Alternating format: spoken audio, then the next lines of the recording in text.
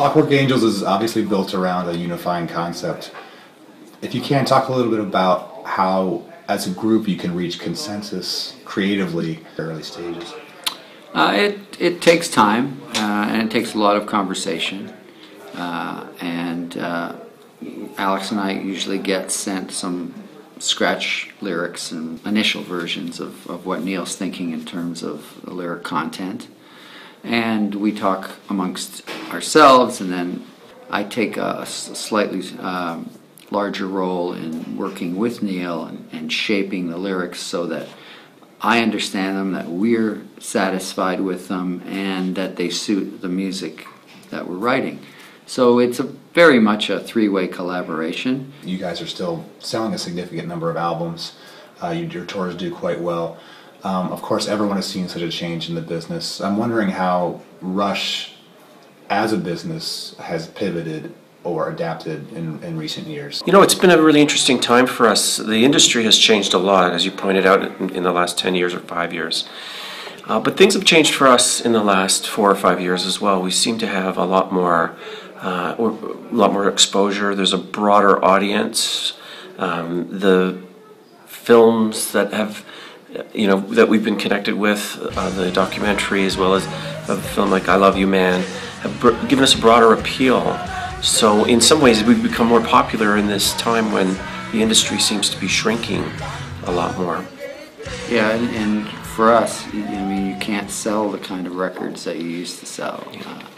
So what's become more of the important thing is our live tours, and we're one of those few bands that has been around for more than 3 decades. So we've got all this goodwill and this strong fan base, so our tours are more popular than ever. So for a band like us, that makes more business sense for us to spend more time on the road. In the documentary, you talked about the breakthrough you guys had, and the fact that it gave you a certain amount of independence, that you were allowed a certain degree of autonomy, or almost no autonomy.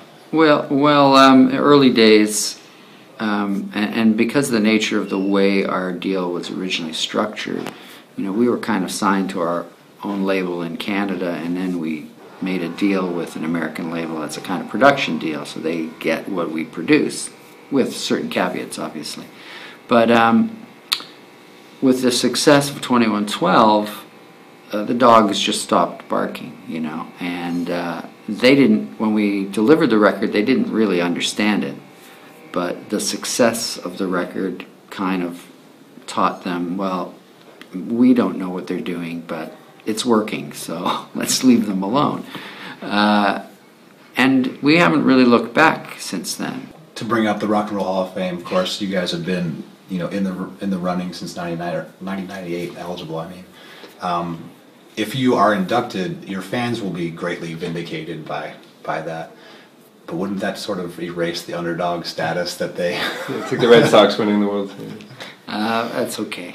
We'll handle that when it comes along, if it comes along. I'm very happy for our fans for this nomination, because it means so much to them, and really it's largely because of them that it's come along. So I'm rooting for them.